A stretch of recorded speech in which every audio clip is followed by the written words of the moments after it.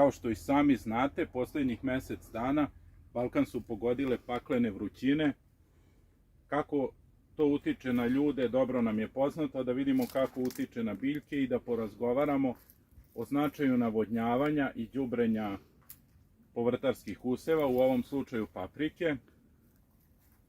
Značaj đubriva i navodnjavanja posebno dolazi do izražaja kod ovakvih ekstremnih situacija kada imamo, na primjer, dnevnu temperaturu 35, u plasteniku je vjerovatno preko 40. Jako je bitno tada održati biljke od najezde, pre svega grinja, održavati optimalnu vlažnost vazduha u plasteniku i postići, to se može lako postići zasenom. Evo, možete gore pogledati kako smo mi zaštitili naše biljke. Jedan od načina, znači postavljamo ovaj agrotekstil gore koji stvara zasenu. Plastenik se može prskati i polikolorom, a najjednostavniji način je prskanje blatom i bit će riječi u nekom od narednih klipova. Ovo je preduslov za uspešno funkcionisanje uopšte biljaka u ovim ekstremnim uslovima, naravno uz pravilno navodnjavanje i đubrenje. Danas ćemo govoriti malo prevashodno o đubrenju biljaka u ekstremnim uslovima. Jako je bitno da u taj period velikih vrućina biljke uđu pripremljene. To postižemo dobrim osnovnim đubrenjem. Naprimjer, osnovno đubrenje, naprimjer peletiranim stajnjakom ili unošenjem organskog stajnjaka, kao i veštačkim đubrivima, naprimjer đubrivima sa izraženim nivom kalijuma. Također ljudi dosta koriste jer su najpristupačnije 3,15, 3,16, mada to nije zasnovano čisto na analizama zemljišta, što može da bude velika greška. Sljedeća faza svakako je đubrivo za ukorenjavanje. Ono je jako bitno da biljka razvije korenov sistem i da posle može na adekvatan način da usvaja aktivne materije. A nakon toga, nakon što su se biljke ukorenile, prema potrebi dodaju se 3,20-ice. 3,20-ice služe da biljka razvije biljnu masu koja će posebno štititi plodove u ovakvim ekstremnim uslovima. Ono što je najbitnije nakon te faze, nakon što smo razvili listnu masu, su naravno plodovi, jer mi ne prodajemo list, nego plodove. Tu se koriste nekoliko vrsta đubriva, uglavnom sa izraženim nivom kalijuma. Konkretno u ovom slučaju vidite papriku koja je već jednom brana. Znači, jako detaljna berba je sprovedena i ovo je drugi zamet. Đubriva koja mi koristimo, vodotopiva, su od jednog engleskog i jednog izraelskog proizvođača. Formulacije 16,8,32, znači MPK, što znači azot, fosfor i kalijum.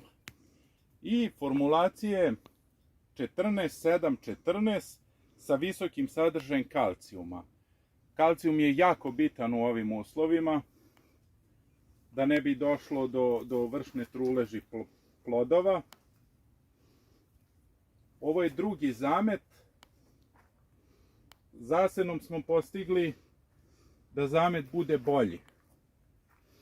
Vidite da je reč o jako pravilnim plodovima i ako se ovim biljkama sprovede adekvatno đubrenje do kraja, postići ćemo zaista izuzetnu drugu berbu. Zasenom smo postigli i to da biljke budu pravilne, odnosno da plodovi budu pravilni. Nikako ne treba zanemariti ni folijarnu prihranu, što znači prskanje biljaka preko lista raznim biostimulatorima, aminokiselinama i đubrivima. Na taj način se također postiže adekvatno usvajanje hraniva, brzo, što također ima uticaj na kvalitet samih plodova. Pogledajte koliko je tu zameta.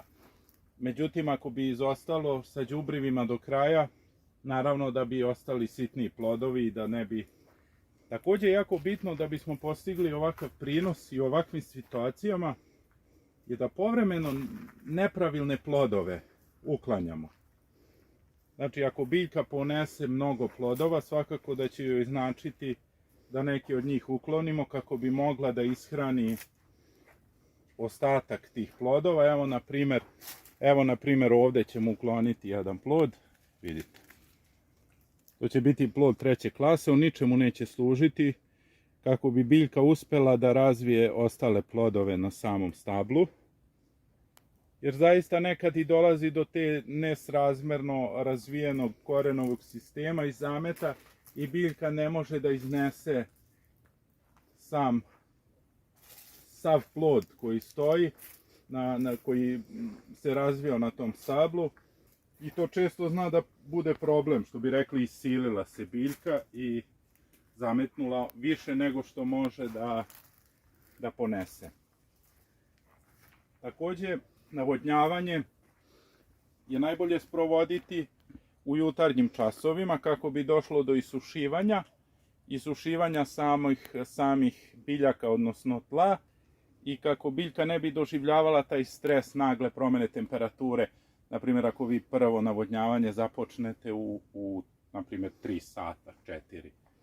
Također, jedna od bitnih mjera kako bi se izbjegla ta vršna trulež i ožegotine je osvježavanje biljaka. Osvježavanje biljaka sprovodimo tako što u najtoplijem dijelu dana uključimo sistem kap po kap i bukvalno 5 do 10 minuta praktički samo osvežimo, kao kada se vi osvežite nekim energetskim pićem. Naravno, tu nije zalivanje. Znači, biljke ne smiju da budu prezalivene i u tom najstresnijem periodu ta voda joj dođe kao neka brza infuzija. Čak najbolje bi bilo ko ima sistem nekog preciznog prihranjivanja da svakog dana, na primjer, ide prihrana. Znači, što ređe, čak i neki savremeni sistemi u Izraelu po 10-15 puta na dan idu sa prihranom. Naravno, u običnim uslovima i ovim našim to nije moguće. To je zaista skupa tehnologija gdje računari upravljaju prihranom. Jako je bitno sada ne ispustiti biljke, odnosno ne prekinuti sa prihranom i adekvatnim navodnjavanjem, i to može ostaviti dalekosežne posljedice na sam prinos paprike. Tu bi bilo to za današnji video. Održavajte svoje biljke, redovno zalivajte, prihranjujte i pratite YouTube kanal Mala škola povrtarstva, a mi ćemo se potruditi da vam olakšamo proizvodnju i da podelimo naše iskustva sa vama. Želimo vam prijatan ostatak dana. Pozdrav!